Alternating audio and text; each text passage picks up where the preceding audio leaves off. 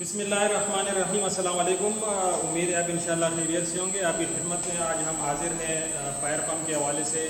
तो fire pump के हवाले से हम थोड़ा सा डिस्कस कर लेते हैं कि फायर पम्प सिस्टम क्या है या फायर फाइटिंग सिस्टम क्या है, फायर पम्प कितने किस्म के होते हैं और फायर फाइटिंग के लिए हमें ज़रूरी जो चीज़ें हैं वो क्या है और कितने टाइप्स के पम्प हमें चाहिए। सबसे पहले मैं ये बताता चलूँ कि जितने भी लोग हैं वो इस कन्फ्यूजन के शिकार होते हैं कि जो फायर फाइटिंग पंप होते हैं, फायर पंप्स होते हैं, वो पता नहीं कितने किस्म के होते हैं और पता नहीं किस हिसाब से। तो ये थोड़ी सी कन्फ्यूजन हम आज दूर करेंगे आपकी। तो वीडियो अगर पसंद आए तो लाइक और शेयर लाजमी कीजिएगा। हमारे पास जो फायर के पंप्स होते हैं वो एक ही टाइप के होते हैं। टाइप्स ऑफ पंप के हवाले से अगर हम बात करते हैं वो होते हैं सेंट्रीफ्यूगल। जितने भी फायर फाइटिंग पंप्स होते हैं हमारे पास वो सेंट्रीफ्यूगल टाइप के होते हैं, जिसके अंदर एम्पेलर होता है, ब्रास एम्पेलर लगा होता है जिनके अंदर। तो वो एक साइड से सक्शन करते हैं, दूसरी साइड पे डिस्चार्ज देता है।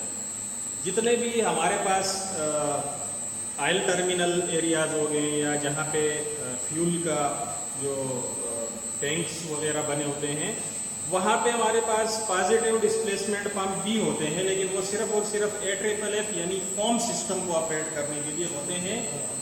बहरहाल हमारे पास जो फायर फाइटिंग का सिस्टम जितना भी लगा हुआ है वो सेंट्रीफ्यूगल पंप होते हैं और उसमें सिर्फ जो शेप उनका होता है वर्टिकल या हॉरिजॉन्टल, उसकी थोड़ी सी चेंजिंग की जाती है। अब ये आपके सामने एक जोगी पंप है, आपको नज़र आ रहा होगा स्क्रीन पे, ये वर्टिकल शेप में। और जो इलेक्ट्रिक फायर पंप है या डीजल फायर पंप है, आपको पीछे यहाँ पे नज़र आ रहा होगा स्क्रीन पे, ये हॉरिजॉन्टल शेप में। सिर्फ ये फ़र्क होता है, बाकी ये भी सेंट्रीफ्यूगल है, ये भी और वो भी। तो ये जितने हमारे फायर पंप्स हैं ये तकरीबन सेंट्रीफ्यूगल होते हैं सारे। जो थोड़ा बहुत फ़र्क आता है वो फोम स्टेशन जब हमने बनाना होता है किसी ऑयल टर्मिनल एरिया में, तो वहाँ पे थोड़ा सा फ़र्क पाया जाता है। पॉजिटिव डिस्प्लेसमेंट पंप, उसमें फिर आगे अपनी किस्में हैं, रोटरी पंप वगैरह, जितने भी पिस्टन से प्लंजर पंप हो गए वो ऑपरेट होते हैं, तो वो स्पेसिफिक जगहों पे होते हैं। अब हमारे पास जो जोगी पंप वर्टिकल शेप में लगा हुआ है, इसका काम है जहाँ पे प्रेशर रिलीज हो जाता है फायर की लाइन में से, उसको पूरा करना। अब थोड़ी मिकदार में अगर कहीं पे पानी रिलीज हुआ है, कहीं पे लीकेज हो गई है, तो ये पूरा कर सकता है, क्योंकि इसका मैक्सिमम हेड प्रेशर 55 PSI होता है, यानी 4 बार हम कह सकते हैं उसको। तो 55 PSI या 56 PSI, इसका जितना ये प्रेशर है इसमें वो तो हल्का फुल्का लीकेज भी पूरा कर सकता है। लेकिन उसके अलावा अगर फायर लग जाती है पुराना खासा, तो हमारे पास ये पंप जो इलेक्ट्रिक ड्रिवन पंप है ये हमारे पास है। इसका हेड प्रेशर 270 PSI है इसका। तो ये फिर उस क्वांटिटी के हिसाब से हमें डिस्चार्ज प्रोवाइड करता है जिस हिसाब से हम फायर फाइटिंग करते हैं। उसके पीछे जो डीजल फायर पंप लगा हुआ है, कई लोगों का ये भी ख्याल होता है कि यार ये जब इलेक्ट्रिक फायर पंप लगा हुआ है इतना बड़ा, तो डीजल फायर पंप लगाने की क्या ज़रूरत पड़ी है। तो कई लोगों के कन्फ्यूजन होते हैं। जो फायर फाइटर्स हैं उनको तो पता होता है, जो हमारे टेक्निकल लोग होते हैं या कुछ अदर रिलेवेंट पीपल होते हैं, मतलब सेफ्टी के या सिक्योरिटी स्टाफ के, तो बोलते हैं यार ये डीजल पंप क्यों लगाया हुआ है। अब डीजल पंप लगाने का जो बेसिकली मकसद है हमारा, वो मैं आप लोगों को क्लियर करूँ।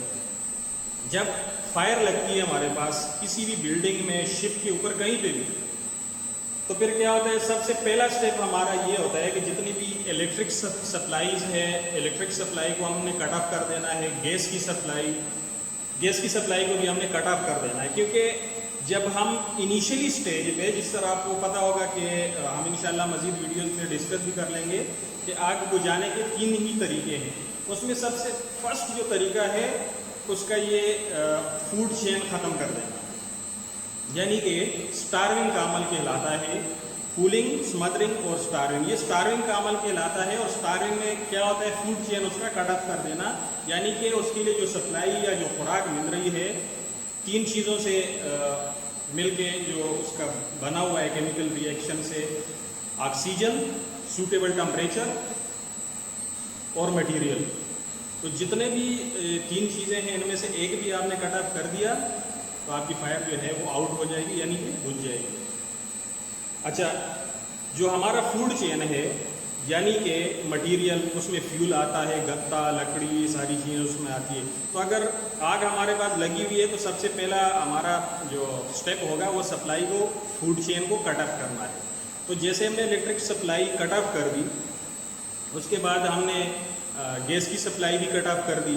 अब इलेक्ट्रिक सप्लाई हमने इसलिए कट ऑफ कर दी क्योंकि वो आगे स्पार्क होने का और मज़ीद आग बढ़ने का ख़तरा होता है, तो वो हमने इसलिए कट ऑफ कर दी। जो गैस की सप्लाई है, गैस बेसिकली मटेरियल में आता है, खुराक में आता है, तो वो हमने इसलिए कट ऑफ कर दी ताकि अगर गैस की वजह से आग लगी हुई है तो वो भी कट ऑफ हो जाए। जब गैस कट ऑफ होगी तो आग आहिस्ता आहिस्ता बुझने की तरफ आएगी। तो ये जब हमने सप्लाईज कट ऑफ कर दी, जब हमने electric supply specially cut off की, तो फिर क्या होगा, हमारा जो इलेक्ट्रिक फायर पम्प है ये बंद हो जाएगा, जो कि तो ऑलरेडी प्रेशर पूरा नहीं कर पा रहा। तो जब ये चलेगा और सप्लाई कट ऑफ हो जाएगी तो फिर हमारा डीजल पंप चलेगा। तो इसमें सबसे पहले जो मैं आपको बताना चाहूँगा वो ये है कि ये तीनों के तीनों पंप ऑटो मोड पे होने चाहिए।